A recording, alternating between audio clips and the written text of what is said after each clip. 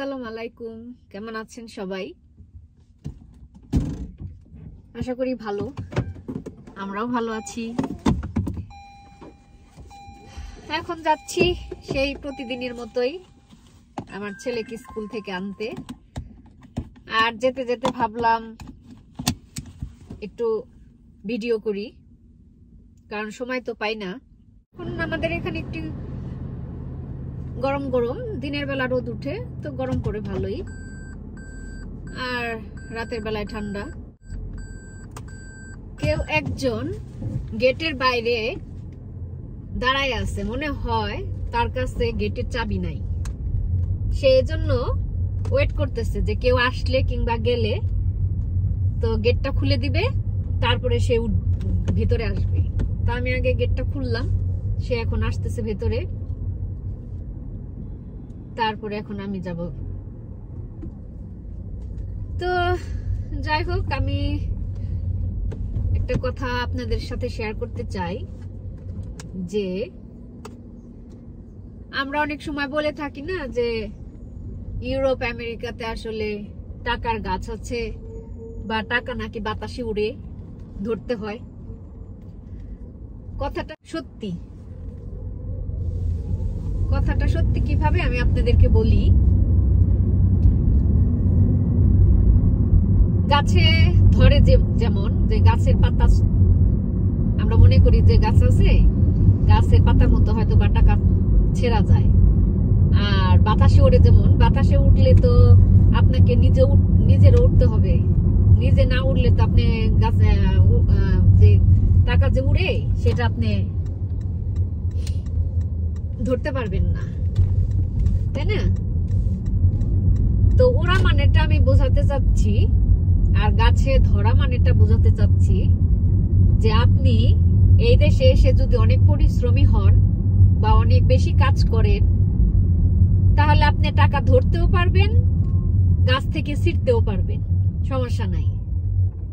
আমাদের দেশে যেমন কর্মসংস্থানের কোনো ব্যবস্থা নাই, তেমন মানুষ যে কোনো একটা কাজ করলে সে একটা কাজে তার ব্যস্ত থাকতে হয়, হয়তো বা বিজনেস কিংবা যে কোনো জব। তো এখানে আপনার আবার সেটা না, আপনি এখানে ইচ্ছা করলে যে কোনো কাজ করতে পারেন যতক্ষণ ইচ্ছা। আপনি ধরেন যে রাত দিন সমানে কাজ করবেন, ঘুমাবেন না, শুধু কাজই করবেন, তাহলে তো নিশ্চয়ই আপনি গাছের পাতার মতো টাকা ছিঁড়তেও পারবেন, আবার যে টাকা যে উড়ে বাতাসে ধরতেও পারবেন। সেই অর্থে আমি কথাটা আর কি বলতে চাচ্ছি। তো একটা মানুষ এই বিদেশে ধরেন সাপোজ সকাল 6টা থেকে বিকাল 3টা পর্যন্ত কাজ করলো। এখানে নরমালি ফুল টাইম কাজ যেটা বলে সেটা আসলে সবাই 8 ঘন্টা করে থাকে। তো 8 ঘন্টা কাজ করার পর ভাবলেন, ধরেন আপনি এক জায়গা থেকে 8 ঘন্টা একটা কাজ করে আসছেন, হ্যাঁ, তো আপনি মনে করতে পারেন যে তাহলে আমার এখন আরো সময় আছে, তাহলে আর একটা কাজ করি। ধরেন সকাল 6টা থেকে দুপুর 3টা পর্যন্ত আপনি একটা কাজ করলেন, আবার 3টার সময় বাসায় এসে ধরেন আপনি একটু খাওয়া দাওয়া করলেন, আবার 4টা থেকে একটা কাজ আছে আপনার, আবার 4টার সময় যে কাজটা আছে আপনি সেই কাজটা ধরার জন্য আপনি আবার 4টার সময় কাজের উদ্দেশ্যে বের হয়ে গেলেন। তারপরে যে 4টার সময় আপনি যে বের হলেন সেটা আপনি কয় ঘন্টা কাজ করবেন সেটা আপনার উপরে। আপনি যদি মনে করেন যে সেটা আপনি 5 ঘন্টা করবেন কিংবা 10 ঘন্টা 8 ঘন্টা, সেটা আপনি করতে পারেন। ধরেন করলেন রাত 10টা 11টা 12টা পর্যন্ত আপনি করলেন, তারপরে ধরেন আপনি রাত 10টা বা 12টায়, ধরেন 12টার দিকে আপনি বাসায় চলে আসলেন। বাসায় চলে আসার পরে আপনি ভাবতে লাগলেন যে ঠিক আছে, আমি 2 ঘন্টা মাত্র ঘুমাই, তাহলে আরেকটা কাজ করি, হ্যাঁ। তো আপনি মনে করলেন যে রাতে আপনি বেশি ঘুমাবেন না, তো তাহলে 12টা বাসায় আসলেন, 2-3 ঘন্টা ঘুমাইলেন। ধরেন আপনি ভোরে যে 6টার সময় একটা কাজ আছে তার আগে আপনি 2 ঘন্টা ঘুমাইলেন, আবার সকালে 6টার কাজে যাওয়ার আগ পর্যন্ত আপনি আরেকটা কাজ করলেন। তো এটা করলে হয় কি, তাহলে দেখেন আপনি সারাদিনে কত টাইমগুলি আপনি কাজ করতেছেন, মাত্র রেস্ট নিতেছেন 2-3 ঘন্টা, ঘুমাইতেছেন। তো এইভাবে যদি আপনি কাজ করেন তাহলে আপনি নিশ্চয়ই ওই গাছের পাতার মতো যে টাকা সেটাও পাবেন, আর যে বাতাসে ওড়ে সেটাও আপনি ধরতে পারবেন। আমার কথাটা এইভাবে আর কি বোঝাতে চাচ্ছি, আপনারা বুঝতে পারছেন কিনা জানি না। তো এই দেশে হয় কি, আপনি যত কাজ করবেন তত আপনার টাকা। কেউ না করবে না যে আপনি এত কাজ করতেছেন কেন, আপনি তো কাজ পাবেন না, আপনি এত টাকার কি দরকার।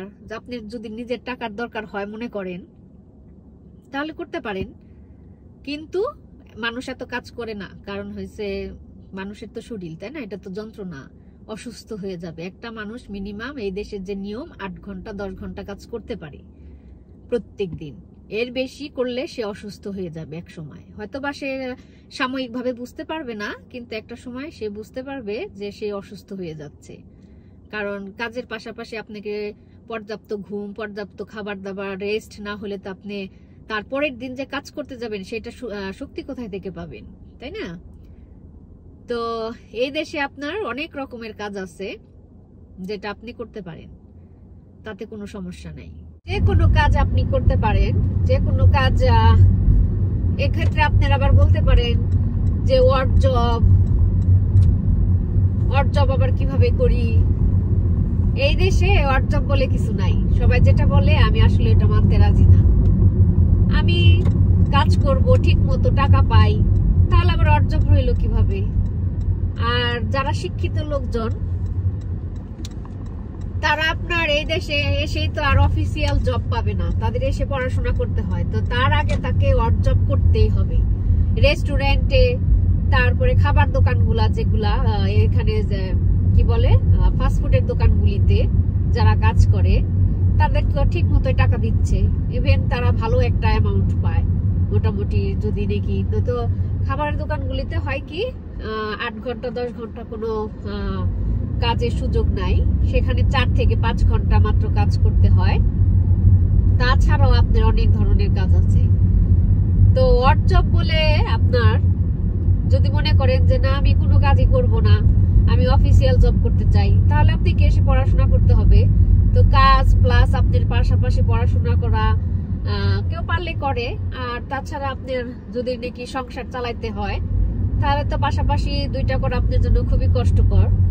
তো সেটা যার যার নিজের ব্যাপার। তো আমি যেটা আর কি বলতে চাইছি যে আসলে এদেশে টাকা ইনকাম করতে চাইলে আপনি যে কোনো ভাবে টাকা ইনকাম করতে পারেন, বেশি কাজ করে করতে পারেন। আপনি যদি মনে করেন না আমি অল্পই কাজ করব, তাহলে সেটা আপনার উপরে। তো এই আর কি, আমি তো মনে করি যে এখানে কাজের অনেক সুযোগ। কেউ কিছু বলে না যে আপনি এই কাজটা কেন করলেন, এটা তো ভালো না। হ্যাঁ, আমরা বাঙালিরা যদি বাঙালি কমিউনিটিতে আপনার সাথে বেশি যোগাযোগ থাকে তাহলে আপনি মনে করবেন বাঙালিরা তো আমরা সমালোচনায় ওস্তাদ, এই ওই কাজটা করে, এটা ভালো কাজ না, এরকম বলে অনেকেই। যে কাজ আসলে করলে কোনোটাই খারাপ না, কাজ করতে পারলে সবই ভালো। তো আমরা তো দেশের মানুষ মনে করি যে আমেরিকাতে বুঝি টাকার গাছ আছে। তো এই আর কি, এই অর্থে আর কি আমি জিনিসটা বলতে চাইলাম যে টাকার গাছটা আসলে কিভাবে। টাকার গাছ থাকে ঠিকই, সবাই তো আসলে এত কাজ করতে পারে না, ইচ্ছা থাকলেও করা যায় না। মানুষ কত কাজ করবে? আর যারা নাকি ফ্যামিলি নিয়ে থাকে তারা তো টাকা সেভ করা আর একটু বেশি কষ্ট। কারণ হয়েছে ফ্যামিলির তো একটা খরচ আছে, বাসা ভাড়া থেকে শুরু করে খাবার দাবার। আর ফ্যামিলি নিয়ে থাকলে তো আপনার একটু বাইরে যেতে হয়, বাচ্চাদেরকে একটু সময় দিতে হয়, খরচ আছে। আর আপনি যদি ব্যাচেলর হন তাহলে আপনি টাকা সেভ করতে পারেন। তো সেটা আপনার নিজের উপরে।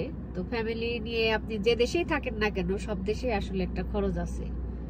তো এদেশে আসলে অনেক ধরনের কাজ, যেটা যদি আপনি ছোট না মনে করেন তাহলে করতে পারেন। এদেশে কাজ করার আরেকটা মজা হলো, বলি আপনাদের, যে আপনার টাকা কোনো কিছু বাকি থাকবে না। আমাদের দেশে যেমন বিজনেস করেন, যদি ভালো বিজনেস হয় তারপরও টাকা কিন্তু আপনার বাকি, যে বাকি না হলে নাকি বাংলাদেশে বিজনেস হয় না। আর এই দেশে কোনো কিছুই বাকি নাই। ইভেন আপনি যে কাজ করবেন, যেমন আমি যে কাজ করি, সবাই কাজ করে, ওই টাকা কবে দিবে সেজন্য কিন্তু আপনাকে ওয়েট করতে হয় না। আপনি বাসায় চলে আসার আগেই যে ওদের যে পেমেন্ট সেটা কিন্তু আপনার ব্যাংকে ঠিকই জমা হয়ে যায় সময় মতো। এটা সবচাইতে আমার কাছে বেস্ট লাগে। তারপর বিভিন্ন অকেশনগুলাতে ওটা আর বলতে হয় না, বোনাস থেকে শুরু করে যে কোম্পানিতে বা যে চাকরির ক্ষেত্রে সুযোগ সুবিধাটা সেটা ঠিক মতো তারা পেয়ে যায়। তো এইসব ক্ষেত্রের দিক থেকে ভালো। যাই হোক, অনেক কথাই বললাম। আমি আসলে এখানে এসে কাজ করে যা বুঝি, আশেপাশে দেখে যেটা বুঝলাম সেটাই আপনাদের সাথে আসলে শেয়ার করলাম।